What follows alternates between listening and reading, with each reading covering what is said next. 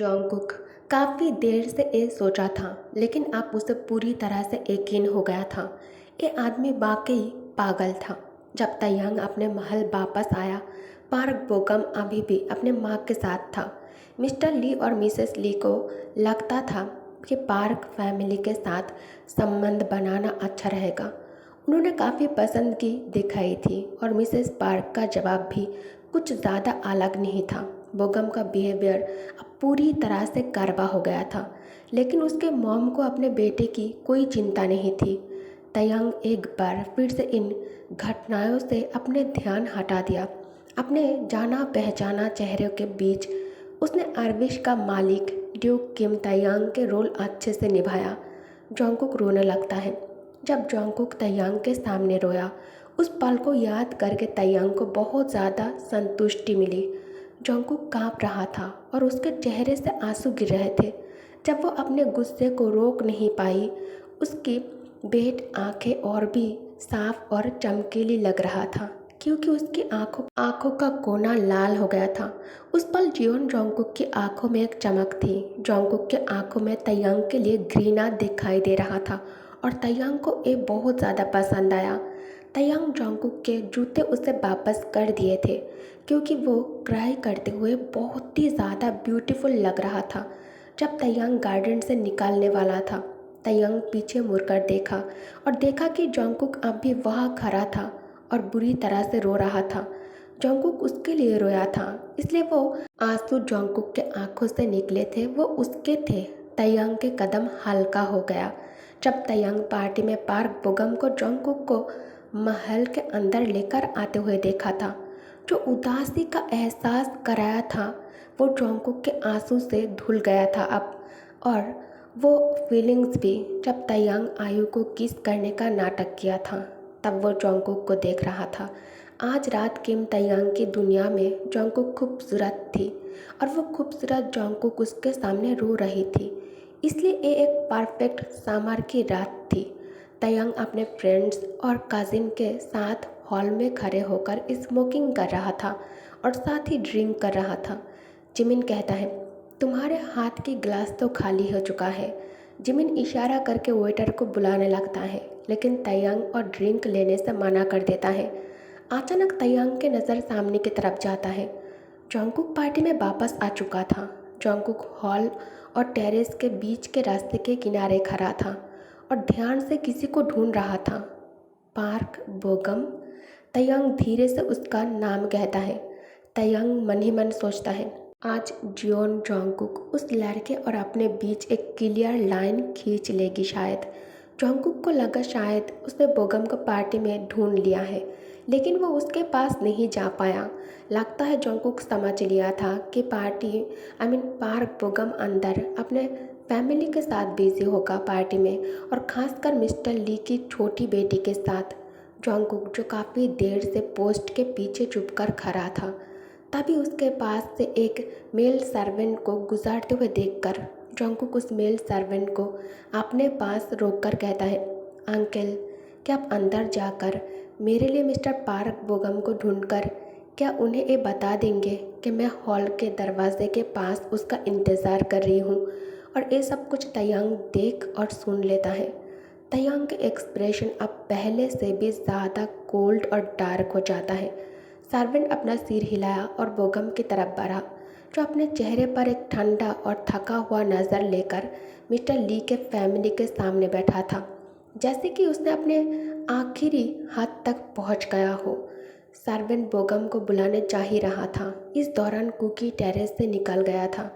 अचानक तयंग सर्वेंट के पास जाकर कहता है, तुम कहाँ जा रहे हो? सर्वेंट कहता है, master, do you need something? Taeyang शांत आवाज़ में कहता है, call mister Shao to the second floor terrace. सेवक की आंखें तयंग के आदेश पर कुछ ज़्यादा ही खुल गई। एक पल के लिए उसने पार्क बोगम की तरफ देखा, लेकिन उसने वही जवाब दिया जो तयंग को उम्मीद थी। सर्वेंट कहता है, जी मास्टर। सेवक अपने कदम बढ़ाए और भीड़ के बीच में जल्दी से तयंग का आदेश पूरा करने के लिए चल दिया। अब तयंग टेरेस से निकलकर उस स्टैम्प के पास खड़े हो गया जहाँ जोंगकुक कुछ देर पहले थी। जंगकुक बेचैनी से प्रोमिनेंट के रास्ते पर चल पड़ा था और फिर भाग के प्रोमिनेंट के रूट पर बीच पे पहुंच गया था। जंगकुक के कदम थोड़ी धीरे हो गए थे, जैसे उसके पाँव दर्द कर रहे हो। जंगकुक बाद में अपने जूते उतार दिए और रास्ते के बीच से नंगे पाँव चलता रहा। तयंग उसे जाते हुए देख रहा था। जब तक तयंग अपने सेवक का इंतज़ार कर रहा था। ये तो सच था कि मिस्टर शाओ नहीं आने वाला था। उनके पास एक न्यूरेटिक हेडिक था और वो शाम को थोड़े समय के लिए ही आए थे, फिर घर वापस चले गए थे। जब तक जंगकुक गहरा जंगल में चली गई थी, तब तक पहले वाले सेवक वापस आ गया था। सेवक कहता है, एपोलोजाइज मास्टर, मुझे खेद है मास्टर, मिस्टर शाओ पहले ही घर वापस चले गए हैं। तयंग कहता है, I see, thank you for your efforts, मैं समझ गया। तयंग अपने सिर को हिलाया और मुस्कुराया, तुमने अच्छा काम किया, अब तुम जा सकते हो। तयंग अपने अभिवादन के बाद धीरे धीरे टेरेस से निकल गया। तभी सेवक अपने पुराने काम पर लौट गया था। जब वो पार्क बोगम के पास आया, उसने जंगकुक के शब्दों को बोगम को आकर बता दिया और बोगम के चेहरे पर एक छुपा हुआ गुस्सा दिखाई दिया। बोगम अचानक टेरेस की तरफ दौड़ने लगता है, लेकिन अब तयंग को इसका कोई परवाह नहीं था, क्योंकि वो जो चाहता था वो तो हो गया है। जंगकुक से बोगम को दूर रखना और जंगकुक को पार्टी से बोगम के बिना ही घर भेजना। जियोन जंगकुक अपने छोटे से जिस्म के बावजूद काफ़ी तेज़ी से चल रहा था। बोगम के लिए अब आप उसे पकड़ना नामुमकिन था। पाकर पाना बहुत ही ज़्यादा मुश्किल था। बोगम हर तरफ आवाज़ें दे रहा था, उसे ढूंढ रहा था।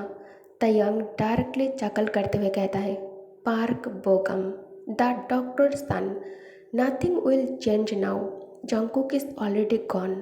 अब कुछ बदलने वाला नहीं है, जंगकुक ऑलरेडी चला गया है। तयंग खुशी से वो शैम्पेन का ग्लास उठाया जो जिमिन ने उसे दिया था। वो शानदार मध्याह्न रात थी और पार्टी बिल्कुल परफेक्ट थी। मिस्टर वांग चिंता भरी चेहरे के साथ आहें भरते हुए कहता है, मुझे नहीं लगता कि मैं यहाँ तुम्हें अकेला छोड़कर कभी भी जा सकता हूँ कुकी। जंगकुक कहता है, uncle, you really need to leave now. Uncle, अभी आपको यहाँ से निकलना चाहिए, वरना आपको ट्रेन पकड़ने में देर हो जाएगी। जंगकुक प्यार से उसे कहा। मिस्टर वांग को उसके घर अकेला रहने के विश्वास के बारे में थोड़ा सुकून मिला, लेकिन फिर भी कुछ न कुछ उदासी महसूस हो रही थी। कल दोपहर को कॉटेज में एक लेटर आया था मिस्टर वांग के नाम पर। मिस्टर वांग के भाई का इंतकाल हो गया है।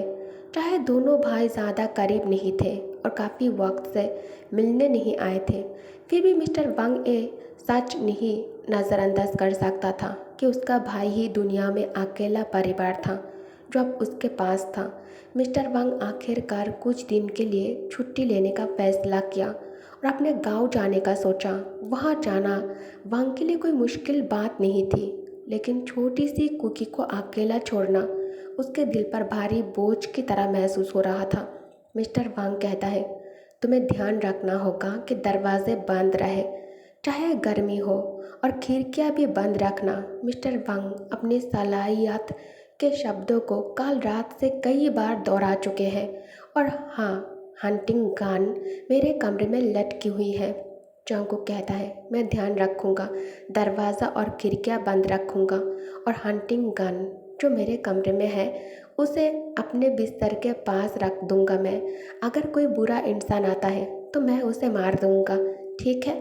जंगकुक शांति से उन शब्दों को दोहराया जो उसने कई बार सुने थे। मैं अच्छा खाना खाऊंगा, अच्छे से सोऊंगा और अच्छा रहूंगा। और आप तो सिर्फ 3 दिन के लिए जाने वाले हो ना। लेकिन मिस्टर वांग को ऐसा लग रहा था जैसे वो महीनों के लिए जा रहा हो। मिस्टर वांग थोड़ा उदास मन से जा रहा था, लेकिन फिर भी चिंतित नज़र आ रहा था। जंगकुक उसे मेहमान खाने तक देने गया था। अचानक मिस्टर वांग कहता है, जंगकुक, क्या उस दिन पार्टी में कुछ हुआ था? मिस्टर वांग ध्यान से मेहमान खाने का नज़ारा देखते हुए पूछता है। जंगकुक कहता है, नहीं अंकल, मैंने बहुत अच्छा वक्त बिताया, कोई दिक्कत नहीं थी, मैं सच कह रही हूँ अंकल। मिस्टर वांग कहता है, शुक्रिया, तुमने अच्छा किया, पर किसी न किसी वजह से लगता है कि तुम बोगम से थोड़ा दूर हो गई हो उस पार्टी के बाद से। जोंगकुक कहता है, कौन, मैं और बोगम? जोंगकुक हंसता है जैसे एक कोई अजीब बात हो। बिल्कुल नहीं अंकल वांग, बस हम थोड़ा बिजी थे इन दिनों।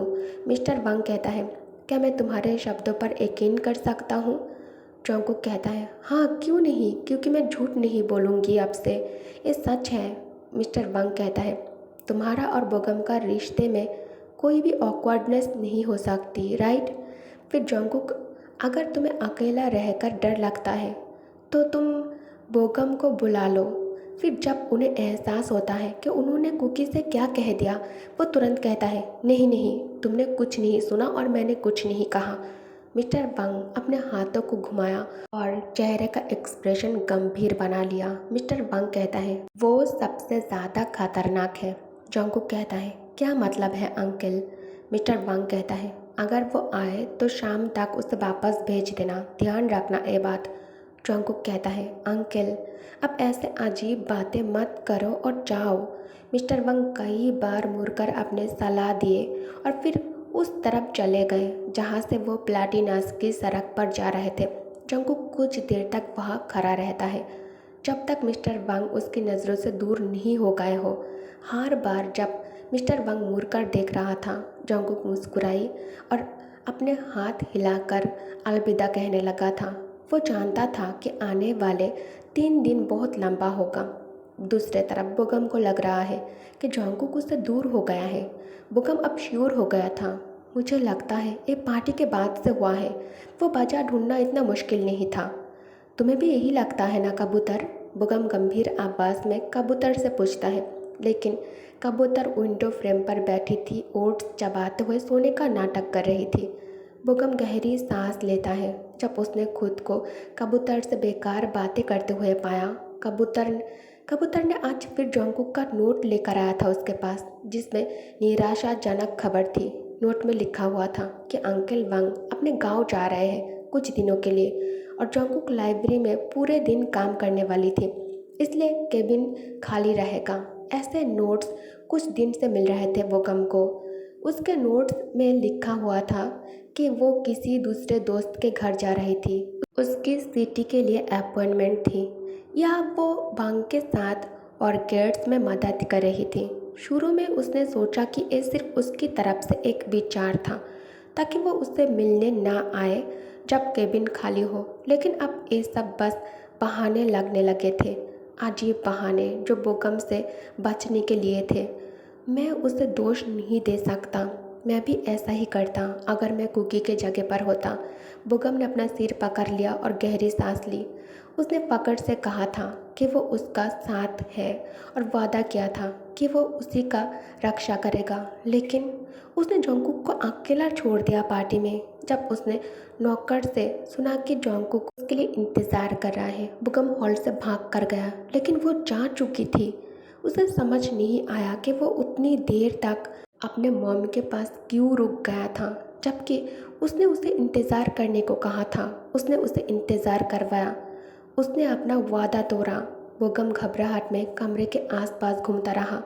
जब कबूतर, जो अपने पेट भर चुकी थी, चली गई, बोगम ने उसे उस दिशा में देखा जहाँ कबूतर उड़ा था और बेचैनी से कमरा छोड़ दिया।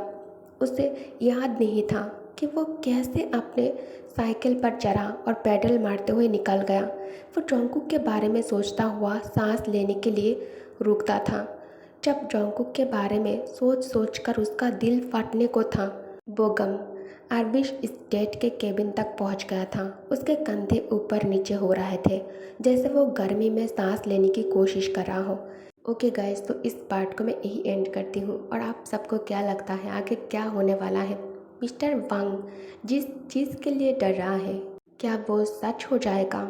लेकिन क्या वो पर्सन बोगम रहेगा या फिर कोई और अगर ये बोगम नहीं है तो कौन हो सकता है?